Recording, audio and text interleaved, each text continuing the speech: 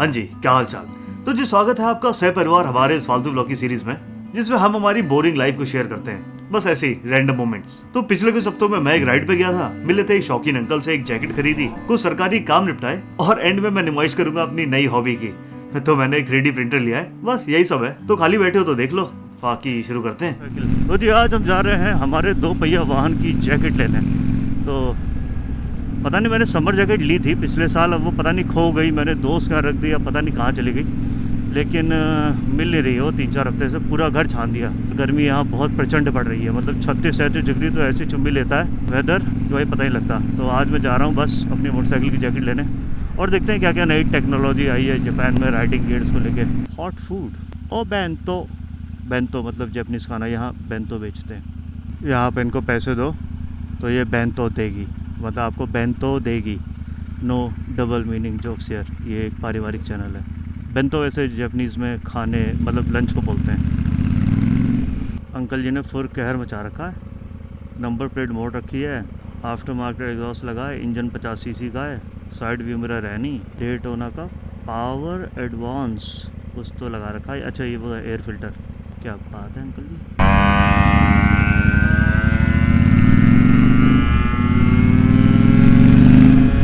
50 CC का engine खींच रखा है अंकल ने। तो भाई इस दुकान का नाम है बाइक वर्ल्ड। तो यहाँ दुकान में घुसने से पहले हेलमेट रखने की जगह है। ये चाबी घुमा, लॉक कर दिया, ये रहा। आ जाएंगे 2 हेलमेट आ जाएंगे। मेरा आ गया, ये आ गया। ये 100 येन वापस हो जाएंगे, बंद कर दें। पैसे डाल के अब लॉक करना, ये लॉक हो गया। ये चाबी खोइयो मत, खोने पे 5,000 लगेंगे। तो भाई इसी दुकान में ना यहाँ पे बाइकें भी बिकती हैं। तो यहाँ पे एवरेज प्राइस दिखाऊं तो कौन सी अच्छी है, इंडिया में कौन सी बाइक आ रही है? तेरी वाली है? हाँ मतलब पुरानी तो होगी, 2021 की है। बता, 3,000 किलोमीटर चली हुई है। कितने सीसी है? 250 सीसी। तूने कितनी की ली थी? 8 लाख की पड़ गई थी। इसको 8 लाख की पड़ी, यहाँ पे पड़ेगी 5.5 लाख की। तो भाई यहाँ पे अजीब अजीब सी टेक्नोलॉजी आ रखी है। ये है, ये आपका जिस्म की गर्मी को 20% का 20 डिग्री कम कर देगा। ये है, ये बड़े बड़े पैनल मिल रहे हैं, इनको जैकेट में लगाओ। और ये आपकी, और ये भी है यार, ये तो पहले दिखा चुका हूँ कि ये पाइप है, ये पूरे जैकेट में रन कर रहा है, यहाँ से यहाँ से यहाँ से, और ये एग्जिट है, और यहाँ पे लगेगी ये वाली बॉटल, और इसको दबाना है, और ये आपका ये भी जिस्म ठंडी कर देगी। तो भाई जापान में इतनी गर्मी पड़ती नहीं है जितना ये लोग हल्ला मचा के रखते हैं। यहाँ पे इस तरह के स्प्रे आते हैं, ये है फैब्रिक कूलिंग मिस्ट, और ऐसे बहुत सारी चीज़ें। एक ना इन्होंने ये सर्किल बना रखा है, स्कार्प मैन, और तो इसमें लिखा है कि इसको ना सर पे डालना है, और फिर आपका टेस्टर है ये, तो इसको डाल लो और हेलमेट फिर लगाओ तो आपका सर ठंडा रहेगा। अब टोपी लगा के देखता हूँ, ठंडा तो यार ऐसा लग रहा है नवरत्न तेल लगा लिया। ये है और फर्स्ट सर में लगाओ और ठंडा ठंडा लगेगा। स्पोर्ट्स और हेलमेट के लिए है, और इसमें लिखा भी है 55 डिग्री 35 डिग्री तक ले आएगा, -20 डिग्री कम कर देगा। तो भाई मेरे पास ना ये वाली जैकेट थी, ये रही बोल्ट्स की, एग्जैक्टली यही जैकेट थी। अभी डिस्काउंट भी चल रहा है, शायद मैंने 2 मान पे ली थी। हाँ, पिछला प्राइस 19,000 था, अब है 15,000 का, यही ले लेता हूँ। ऐसे केक फंसा फंसा सा लग रहा है, अजीब सा लग रहा है, फंसा फंसा सा। इतना खोल लो तो ठीक है, चेस्ट बड़ी होगी तेरे भाई की। आज खर्चा हो गया। मैं वो लेने आया था बोल्ट्स की जैकेट, तो ये पड़ी मुझे, ये मैंने ताइची की लिए, 20% डिस्काउंट पे है। इसका CE लेवल 2 था, उसका 1 था, और तो ये ज़्यादा प्रोटेक्शन के लिए अच्छी है, तो मैंने ये लिया ताइची। तो जी ये जैकेट ली है मैंने, वही है, ठीक है, ताइची की है। जो इसका आर्मर लेवल था वो भी 2 था, और हमने ये लिए सन ग्लासेस। देखा तू तो वो लग रहा है अंधा अंधा लग रहा है, ये सही है चश्मा। चलो जी, अब हम यहाँ पे कुछ रेस्टोरेंट हमने ढूंढा है, वहाँ जाके खाना खाते हैं। तो एक कैफ़े बहुत पहले मैं गया था, मैंने उसकी वीडियो बनाई थी। तो वो अंकल जी एक टाइम पे कार रेसर थे, तो उनके रेस्टोरेंट में चलते हैं, यहीं से 5 मिनट पे है। तू नहीं गया शायद वहाँ पे? काउंटर स्ट्राइक के वो लग रहे हैं, काउंटर स्ट्राइक के प्लेयर।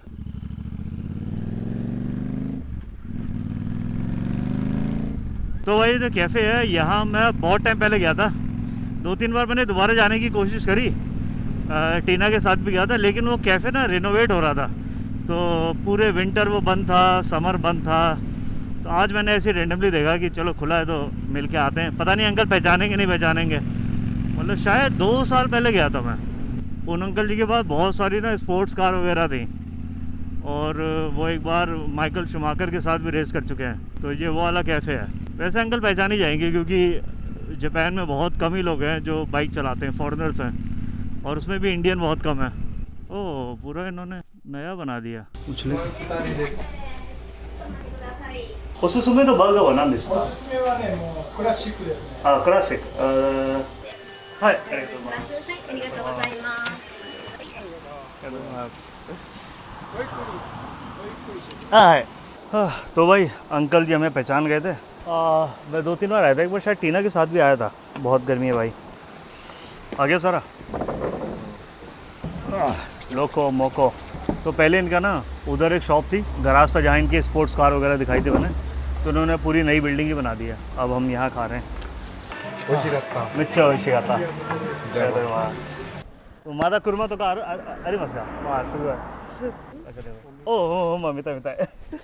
आजा आजा दिखाता हूँ। बहुत क्रेजी गाड़ी है भाई इनके पास। हो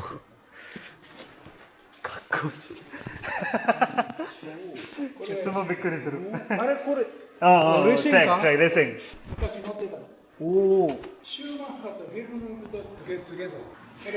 कोई भाई रियल लाइफ में मैंने अभी पहली बार टेक किया जाए। ये देख ऐसे टच करके देख, ये किया टच।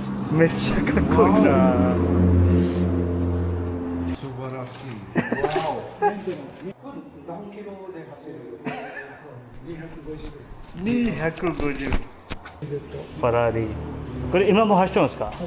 わあおおबेस्ट की वो नहीं, शाहरुख खान की मूवी में वो गाड़ी है। मात्सुदा वाह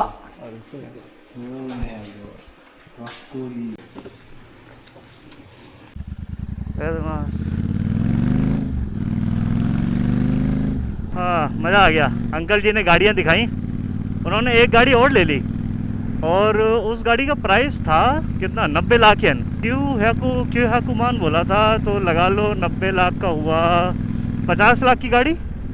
तो वो कनाडा से इंपोर्ट करी उन्होंने। तो कह रहे थे कि अभी वो बैटरी चार्ज कर रहे हैं, मतलब मेंटेनेंस होने के बाद फिर उसको नॉर्मल राइड करेंगे वो।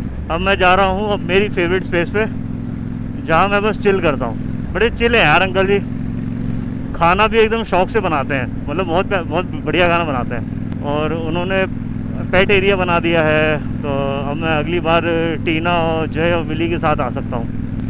कंट्री साइड के कैफ़े इसीलिए मुझे बहुत अच्छे लगते हैं।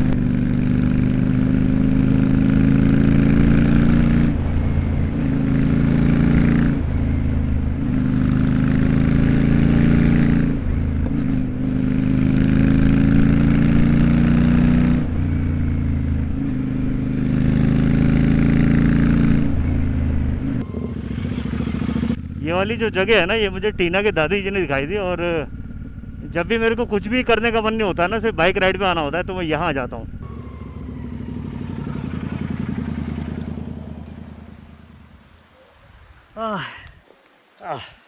तो भाई ये जगह है मेरी फेवरेट, इसका नाम है खागोबो। तो बड़ी चिल जगह है। तो यहाँ बगल में नदी है। अभी तो इतना पानी वैसा नहीं है, वरना नहाने लायक पानी हो जाता है। बाकी इस पानी में मछलियाँ भी हैं जो पैर की स्किन खाती हैं। तो अभी देखते हैं, मैं अंडरवियर तो लाया नहीं, वरना कूद जाता। अंकल जी यार सही में, उनकी एक कार थी, कितने की थी? क्यू हैकुमान। और ऐसा नहीं कि वो ना कि शो ऑफ कर रहे हैं, उन्होंने सारी गाड़ी गराज में रखी हुई थी। और वरना यूजुअली होता है ना कि लोग दुकान खोले हैं तो थोड़ी सी वो दिखाने के लिए कि भाई राइडर कैफ़े है मेरा, तो सारी गाड़ियाँ बाहर लगा देंगे महंगी। तो ऐसा कुछ नहीं था। तो बड़ा सिंपल से अंकल थे। और उनकी एक गाड़ी ना जो थी, जो क्यू हैकुमान की बता रहा हूँ, उनकी ख़राब हो गई थी, कहते टाइफून में टूट गई थी। तो कहते उन्होंने सेम दूसरी ली और उसका शाकिन करवा रहे हैं, क्योंकि वो गाड़ी ना कनाडा से आई है, कनाडा से इंपोर्ट होती है।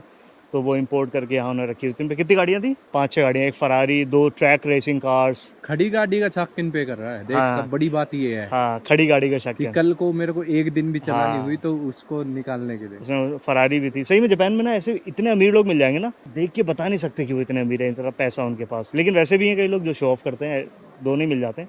लेकिन मुझे ये इस तरह के लोग बड़े सही लगते हैं कि उन्होंने अपना पैसा ना हॉबी में झोंक दिया, कि ज़िंदगी जी रहे हैं भाई, रिटायर होके ना। एक कैफ़े खोल रखा है, मुश्किल से 8-10 बर्गर है उनके पास, और बढ़िया चल रही है दुकान। और हमने पूछी तब बताइए कि मैं गाड़ी उड़ी है और ये सूमी क्या है। हाँ। ऐसा मेरे को ऐसे नहीं बता रहा था। तो मैं उनसे मिल चुका हूँ एक बार। तो वो अंदर गराज में गए थे, तो मैंने हल्का सा झांका देखा तो गाड़ियाँ खड़ी हैं। तो बातों बातों मैंने पूछ लिया था उनसे कि अंकल आपके पास गाड़ियाँ बहुत सारी हैं? तो कह रहे हाँ, मतलब 1-2 गाड़ियाँ हैं मेरे पास। मैंने कहा अच्छा देख लूँ, क्योंकि मैंने देख ली थी कुछ 1-2 स्पोर्ट्स कार खड़ी। फिर वो मुझे अंदर ले गए, तब मेरी सिट्टी पिट्टी गोल हो गई थी कि अभी इतनी सारी गाड़ियाँ हैं भाई। बंदा अभी तक ना शो ऑफ कर देता कि मेरे पे इतनी गाड़ियाँ हैं, ये है, ये इसके प्राइस इतना है, इसका प्राइस इतना है। तो भाई ये पुरानी गाड़ी है भाई, जो बहुत रेयर होती है। हाँ। ये इतनी मुश्किल, बहुत मुश्किल होता है खरीदना। हॉबी हो तो भाई ज़िंदगी कभी बोरिंग नहीं लगेगी। अच्छा, वैसे इनके पास इतनी महंगी गाड़ी है अब सरकार ना बोले कि इसमें हम E20 मिला रहे हैं अंकल की क्या खिलसेगी कि मैं भैंस की 65 लाख की मोटरसाइकिल खरीद के ला रहा हूँ। सही में सरकार अभी बोले कि हम E85 ला रहे हैं, ये भाई बर्गर फेंक के मार देगा। मोटरसाइकिल का वैसे ये तो फ़ायदा है कि गाड़ी साइड वाइड में लगा दो, कोई दिक्कत होती नहीं है। जैसे ये गैप खाली है, यहाँ मैं आराम से गाड़ी लगा सकता हूँ। यहीं लगा रहा हूँ, थोड़ी सी वो जगह बना दे दूसरी गाड़ी के लिए भी। कैमरा मेरा सब यहीं छोड़ो। तो भाई वहाँ हमारी बाइक खड़ी है, और ये देखो बढ़िया साफ़ सुथरा पानी। आजा। वाह,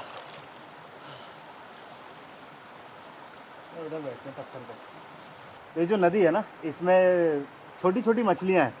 तो अगर गर्दन तक रख के बैठ जाओ ना शरीर, तो वो पीठ की खाल ऐसे हल्का हल्का खाती हैं। तो बढ़िया पैर में डाल के बैठ जाओ, ये देखो मछलियाँ पैर की स्किन खाती हैं फ्री में। ये जो मॉल में पैसे लगते हैं ना जिस चीज़ के, वो सुविधा यहाँ फ्री में। अब धीरे धीरे यहाँ मछलियाँ आनी, ये आ गई ना, ये देख। हिला मत पैर, हाँ नहीं रही लग रहा। रुक जा। अरे तेरे पैर गंदे हैं ना, अरे नहाता है नहीं तू तेरे पैरों की खाल खा के वो उल्टी करने जा रही है कि क्या खा लिया आज मैंने। वो तेरी खाल खा के मंजन करने जा रही है देख मेरी खाल के प्यार से खा रही है।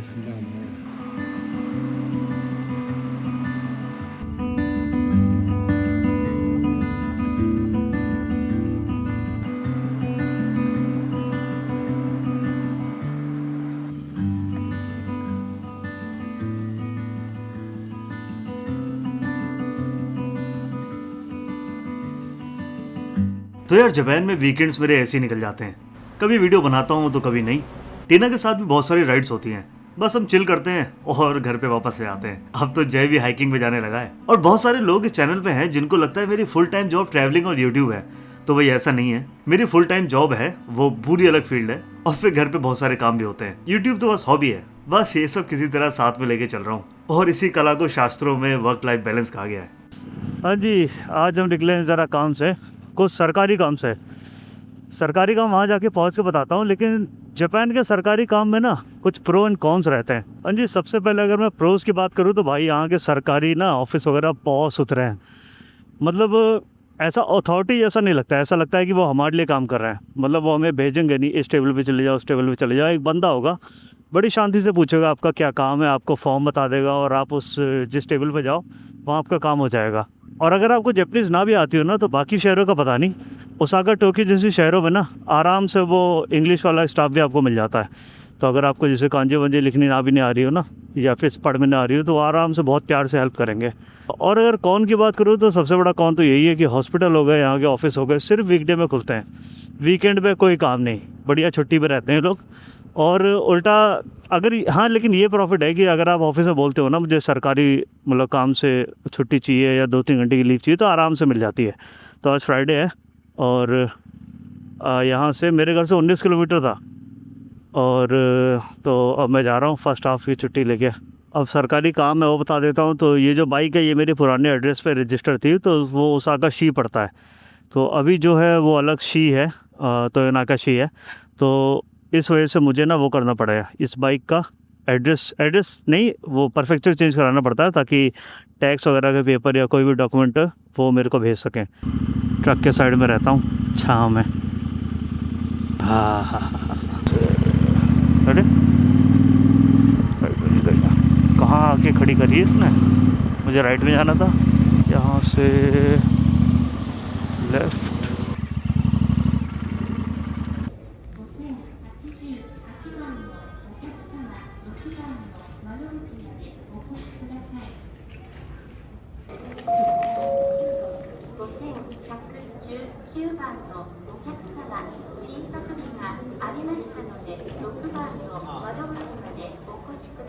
तो भाई हमें अभी नंबर प्लेट मिल गई है। पहले यहाँ पे नानीवा था, अब यहाँ पे लिखा है ओसाका। अब हमें लगानी है अपनी गाड़ी के पीछे। हाँ भाई हालत ख़राब हो गई यार सरकारी ऑफिस में।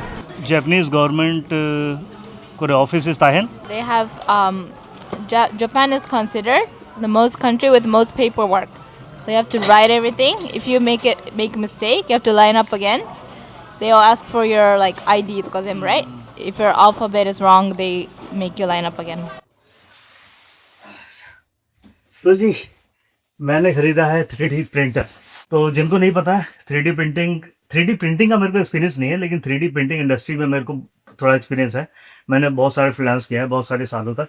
लास्ट 2-3 सालों में नहीं किया है इतना फ्रीलांस, लेकिन मुझे पता है कैसे फाइल्स प्रिपेयर करनी होती है। तो मेरा बहुत टाइम से मन था 3D प्रिंटर लेने का। लेकिन दिक्कत क्या है मेरा इसमें ना, जिनको नहीं पता बेसिक से बता देता हूँ, तो 2-3 तरह के 3D प्रिंटर होते हैं। ये FDM है, इसमें फिलामेंट यूज होता है, और दूसरा होता है रेजिन वाला। तो रेजिन वाले में ना टॉक्सिक गैस निकलती है, तो वो वाला मैंने नहीं लिया क्योंकि उसके लिए फिर मुझे वेंटिलेशन ज़्यादा चाहिए होती है, और घर में मिली है और जय है, और रेजिन केमिकल अब इतना सेफ नहीं होता, उसको बहुत ज़्यादा प्रिकॉशंस लेने पड़ते हैं। ये सेफ है, तो मैंने सोचा कि थोड़ा सा जो इतने टाइम से मन में दबा के रखा था उसको थोड़ा सा शांत करते हैं, चलने जो है। तो मैंने ये ऑर्डर किया एल्गू का। तो सबसे पहले मैंने चाकू से खोल के देख लिया था ताकि कोई डैमेज ना हो। बहुत बड़ा है। तो ये है प्रिंटर सेंटोरी कार्बन 2। तो मैंने इसके एक भी मैनुअल वगैरह कुछ नहीं पढ़ा हुआ है, तो अब यूट्यूब वीडियो या इसका मैनुअल उठाता हूँ और फिर चेक करते हैं क्या प्रोसेस है। तो सबसे पहले इसमें लगेगी ये केबल, ये हमारी हो गई एलईडी की स्क्रीन। अब इस प्रिंटर में लगेगा नोजल वाइपर, इसकी हाइट अभी और बढ़ जाएगी, ऐसे लगेगा। तो इसकी टोटल हाइट ना लगभग इतनी है। ओ भाई बहुत सारी चीज़ें इंस्टॉल करनी है। अब स्पूल होल्डर, अब हर स्पूल होल्डर पे ना मार्किंग लिखी हुई है 1 2 3 4। अगर ये गड़बड़ हुआ तो वो अंदर कलर ना अलग अलग लेने लगेगा। तो ये 2 1 3 4। अब ये है कैनवस सिस्टम यहाँ पे। अब इसके लिए लगेंगे लंबे स्क्रू। एक ये सब मेरे को पता नहीं है, ये मैनुअल पढ़ रहा हूँ और उधर यूट्यूब वीडियो चल रही है। अब ये है कैनवस आईडी सिस्टम, इसके सारे वैसे हैं। तो ये क्या करता है, इसमें ना RFID है, तो जो फिलामेंट अगर उस RFID से स्कैन करोगे तो वो अपने आप डिटेक्ट कर लेगा कौन सा कलर है कौन सा मटेरियल है। तो आपको मेहनत करने की ज़रूरत नहीं है। यूजुअली क्या करना पड़ता है, उसमें मैनुअली ना कलर सेलेक्ट करने पड़ते हैं प्रिंटर में, एक बार सॉफ्टवेयर में और एक बार हार्डवेयर में। अब ऑलमोस्ट 50% चीज़ें लग गई हैं। अब ये ट्यूब्स लगानी है। तो इन ट्यूब में घुसता है फिलामेंट और वही होता है प्रिंट। बस मुझे वो लग रहा है कि मैं कुछ गलत ना कर दूं, क्योंकि सारी चीज़ें दोबारा ना करनी पड़ जाएं, सारे स्क्रू खोल के ना, एक भी स्क्रू की लेंथ ऊपर नीचे हुई।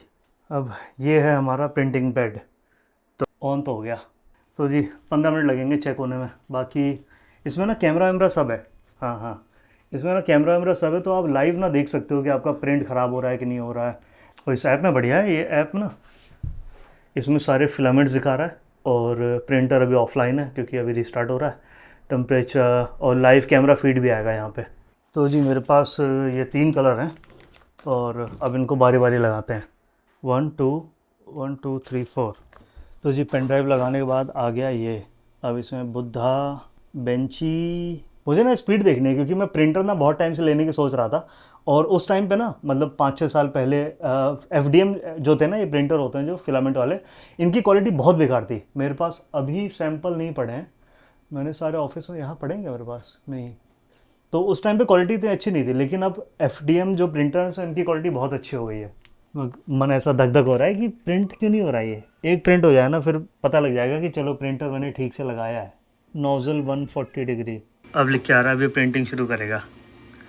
अब यहाँ से इसने वाइट वाली तार खींची, कर दे भाई। अब प्रिंट कर रहा है भाई ये।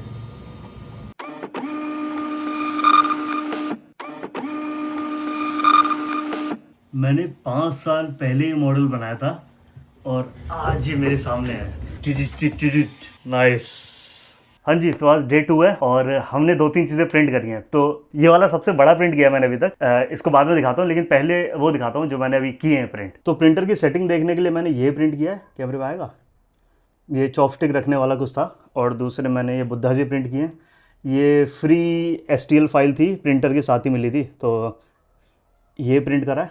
क्वालिटी यार काफ़ी अच्छी है, मतलब फिलामेंट FDM जो होते हैं ना, ये वाले जो प्रिंटर्स होते हैं, ये आज से 4 या 5 साल पहले बिल्कुल इनका कुछ भी नहीं था, लेकिन अब तो बिल्कुल एकदम ये चौकस हो गए हैं। ये देखो ये मतलब टॉप पे है, थोड़ी सी लाइनें हैं, पता नहीं आ रहा है फोकस। सेक्सी भाई। एक और किया है। ये मॉडल ना मैंने बनाया था 5 साल 5 साल पहले, लेकिन काफ़ी बढ़िया आया है। और अपना मॉडल अपने ऐसे हाथ में पकड़ो ना, तब वो बड़ी अलग सी फीलिंग आती है कि ये मैंने बनाया है। मतलब एक एक तुम्हें वो दिखता है ना जो स्ट्रोक्स होते हैं, और 3D में जब ऐसे पकड़ते हो, घुमा घुमा के देखते हो, तो उसमें इतना पता नहीं लगता। लेकिन इसमें तो भाई एक एक को पता लग रहा है कि हाँ, यहाँ पे मैंने डैम स्टैंडर्ड यूज़ किया था, यहाँ पे मैंने क्ले बिल्डअप यूज़ किया था थोड़ा वो है, लेकिन मज़ेदार है। और अब अभी तक का सबसे बड़ा प्रिंट दिखाता हूँ। अब दुदुंग भाई, बहुत बड़ा प्रिंट है ये देखो। अभी इसमें आपको पता नहीं लग रहा होगा, लेकिन ये जो सपोर्ट होते हैं ना, ये मुझे तोड़ने हैं। इतना भारी नहीं है, मुझे लगा था भारी होगा। ये एक एक करके ऐसे निकल जाएंगे। तो ये वाला जो मॉडल है, ये मेरे दोस्त का है। तो कल मेरी फ़ोन पे बात हो रही थी, तो वो पूछ रहा था कौन सा प्रिंटर है, क्या है। फिर मैंने कहा चल मैं तुझे प्रिंट करके देता हूँ, मुझे जल्दी से ZBrush की फ़ाइल दे। फिर उसने मुझे फ़ाइल भेजी और मैंने प्रिंट पे लगा दिया। सेक्सी भाई, सेक्सी। अब इसके एक एक सपोर्ट, अभी ना सपोर्ट निकलेंगे ये यहाँ से। इसको तोड़ के दिखाता हूँ, फिर दिखाता हूँ इसका ना क्लोजअप। मैं बाद में दिखाता हूँ, पहले दोस्त को कॉल करता हूँ कि उसको दिखा दूँ जरा प्रिंट कैसा हुआ है। हाँ, कैमरा ऑन कर, अब देख। यार ये तो तगड़ा निकला यार। बढ़िया लग रहा है ना? बहुत बढ़िया लग रहा भाई। अबे मज़ा आ गया। अरे इसके ने सारे सपोर्ट सारे तोड़े बैठ के मैंने भी, लेकिन क्लीन निकला है। डिटेल देख, डिटेल। और काफ़ी बड़ा है, काफ़ी बड़ा है। देख, मुझे लगा छोटा प्रिंट आएगा। वाह यार लव यू भाई। तुम यहाँ होता ना, मैं तेरी 50-60 पप्पियाँ ले लेता। पप्पी की जगह मैं डिसाइड करूंगा कहाँ पप्पी लेनी है। चल मैं इसे मैं देखूंगा कैसे भिजवाऊँ, क्योंकि बबल रैप वगैरह करके भिजवाना पड़ेगा मुझे। चल ठीक है भाई, फ़ोटो भेजता हूँ मैं। तो भाई सैफ तो खुश हो गया, मतलब डिटेल विटेल अभी उसने देखी नहीं है। वो ये चीज़ ना एक आर्टिस्ट ही समझ सकता है ये जो फीलिंग होती है, क्योंकि तुम आर्ट बनाते हो तो उसकी JPEG होती है, या फिर तुम उसे गेम में डालते हो, जैसे मेरा गेमिंग का काम है, किसी का मूवीज़ का हो, तो वो तुम उससे इंटरेक्ट नहीं कर पाते हो। लेकिन ये 3D प्रिंट ऐसी चीज़ है ना कि ऐसा माँ जैसा फील होता है कि मैंने उसको जन्म दिया है। तो वो भी बड़ा खुश था, कहता जल्दी से भिजवा दे मुझे। और वो वेट कर रहा है, कह रहा है इसको पेंट वेंट करके बढ़िया से लगा के रखूँगा। अभी तो वाइट है पूरा, उसने मुझे वाइट ही बोला था प्रिंट करने को, क्योंकि उस पर वो पेंटिंग वेंटिंग करेगा। बहुत प्यारा है ये फीलिंग, मुझे पता नहीं कैसे समझाऊँ हाँ जी, तो आज तीसरा दिन है और 2 दिन मैंने बहुत पढ़ाई करी 3D प्रिंटिंग की। मतलब क्या स्ट्रक्चर बनता है, कैसे ट्री वाला सपोर्ट अच्छा होता है, कौन सा सपोर्ट अच्छा होता है, ओवर हैंगिंग वगैरह, वो सारी चीज़ें पढ़ी। सारी वीडियो देख डाली मैंने यूट्यूब पे। आज तीसरा दिन है और कल मैंने प्रिंट किया था टोनी स्टार्क का वो जो है एक वो एम्बलम है, वो प्रिंट किया था और उसको थोड़ा सा पेंट करने की कोशिश करी थी, लेकिन पेंट मेरे से इतना अच्छा हुआ नहीं, क्योंकि मेरे पे वो हैं वो सस्ते वाले पेंट कैन जो होते हैं, जो ग्राफिटी के लिए यूज़ होते हैं। तो आज हम पढ़ाई करेंगे रियल वर्ल्ड की मेजरमेंट को ना कैसे प्रिंट करते हैं। फॉर एग्जाम्पल मैंने ना ये अभी मेरा प्रिंट बेड आया है, तो इसको मैंने प्रिंट किया है। अभी छोटी मोटी चीज़ें हैं, लेकिन अभी मैं मेन काम सीखने की कोशिश कर रहा हूँ ना, वो है कि रियल वर्ल्ड की जो स्केल्स वाली ऑब्जेक्ट हैं उनको कैसे प्रिंट करूँ। तो ये प्रिंट ऐसा आया है और ये वही है, ये आइकिया का जो स्कैडिश बोलते हैं शायद उसको, जो बोर्ड होता है वो पीछे लगा हुआ ना, इसमें चीज़ें लगाने के लिए मैं 3D प्रिंट कर रहा हूँ। तो ये पेन होल्डर हो जाएगा, ये वाला वॉच हो जाएगा, ये वॉच है ऐसे। ये रेड कलर फालतू मेरे पास, तो मैं यूट्यूब का लोगो प्रिंट कर रहा था। तो अभी मैं आज क्या सीखूंगा कि रियल वर्ल्ड के जो स्केल होता है ना, वो 3D प्रिंटिंग में कैसे काम करता है। फॉर एग्जांपल यहाँ पे अगर देखोगे, ये कंट्रोल और ये मेरे बटनें ख़राब हो गई हैं, तो मैंने इनको मेजर करके ना इनका 3D मॉडल बनाया है। तो ऐसे करके मैंने टॉप से फ़ोटो खींची है और ये मेरे पास डिजिटल कैलिपर है, इससे मैं इसे ऑन ऑफ करूँगा ना तो ये डिजिटल है। तो ये इससे मैंने रियल स्केल मेजर करी और फिर उसको 3D में बनाया है। तो 3D में मेरी फ़ाइल कुछ दिखती है। तो ये रही मेरी कंट्रोल की कीज़ और ये रही मेरी वो वाली की ऑल्ट की। तो ऑल्टर कंट्रोल मेरे हर कीबोर्ड के ख़राब होते हैं क्योंकि 3D सॉफ्टवेयर्स में ये सबसे ज़्यादा यूज़ होते हैं अनरियल वगैरह में। तो इनको प्रिंट करूँगा। तो ये मेजरमेंट वाला जब मेरा फिट हो जाएगा ना, 3-4 चीज़ें रियल वर्ल्ड में प्रिंट करूँगा। मेरे पे छोटे छोटे मैग्नेट भी हैं। तो जब ये सारा काम निपट जाएगा फिर हम करेंगे जिमनी की चीज़ें बनाऊँगा। जैसे उसके पैनल्स हो गए अपने डिज़ाइन से 3D में, इंडिकेटर्स हो गए या फिर अंदर हो गया फ़ोन माउंट वगैरह, जो भी होगा ट्राई करते हैं ना, और वो सारा करते हैं। और जब इससे 3D प्रिंटिंग का प्रोसेस सीख जाऊँगा उसके बाद फिर मैं खरीदूँगा एयर ब्रश वाली पेन और सारे कलर्स खरीदूँगा, मेटेलिक और जो मैट वाले। और उसके बाद फिर अपनी बालकनी में बैठ के उनको अपने स्टैचू जो मैंने अब तक बनाए हैं 10 सालों में, उनको एक एक करके प्रिंट करके उनको पेंट करूँगा बैठ के। वैसे ये तो मेरा रिटायरमेंट के प्लान थे, लेकिन अभी टेक्नोलॉजी अच्छी है तो मैंने कहा थोड़ा बहुत अभी हाथ पाँव मार लो, रिटायरमेंट में टाइम बचेगा मेरा। बाकी अभी यही प्लान है। मज़ा सा आ रहा है ना अभी बैठ के। मैं ये है कि ड्राइंग करने बैठो ना, तो ड्राइंग में क्या रहता है, तुम ड्राइंग करते हो ना तो तुम्हारा टाइम लगता है 1-2 घंटे जो होता है। 3D प्रिंट का क्या है कि 2-3 जल्दी मेरे को 3D आता है तो R&D का काम नहीं रहता, जल्दी मॉडल बन जाता है मेरे से, उसको प्रिंट पे लगा दो, 2 घंटे फ्री। अब 2 घंटा मैं अपना काम कर सकता हूँ, कुछ भी एडिटिंग हो गई या कुछ हो गई। ड्राइंग क्या है वो 100% अटेंशन मांगती है। तो ये प्रोसेस भी मुझे मज़ा आ रहा है कि अपना टाइम भी है मेरे पास और प्रिंटर भी अपना काम कर ही रहा है। अब थोड़ी बहुत जो चीज़ें बन जाएंगी उसके बाद थोड़ी सी और अपडेट देते हैं आपको। तो जी कल रात बैठ के ना मैंने 2 मॉडल बनाए थे। अभी तो आपको इतना नहीं पता लगेंगे, लेकिन एक बार इनको क्लीन कर दूं फिर दिखाता हूँ। बहुत प्यारे मॉडल हैं। ये विली है, ये जय, ये टीना, विली और जय। इसको पेंट करना है मुझे। बहुत अच्छी क्वालिटी निकल रही है भाई।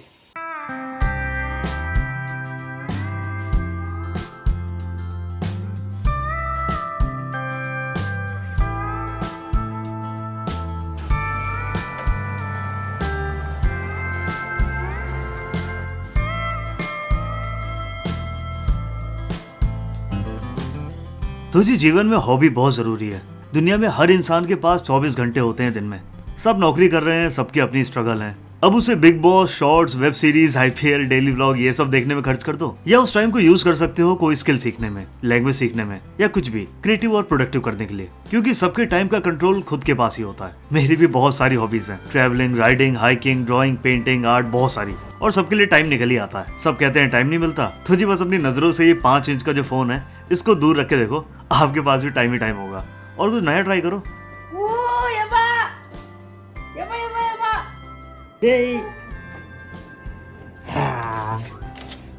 अरे अनलिमिटेड खिलौने। इसकी ना आंखें हिलती हैं, इसकी गर्दन भी हिलती है। अरे विली,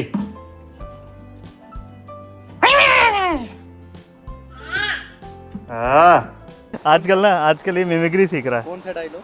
तुम मुझे छोड़ नहीं सकता। मैं तुम्हें छोड़ दूं ये हो नहीं सकता। अच्छा है। बहुत बेकार।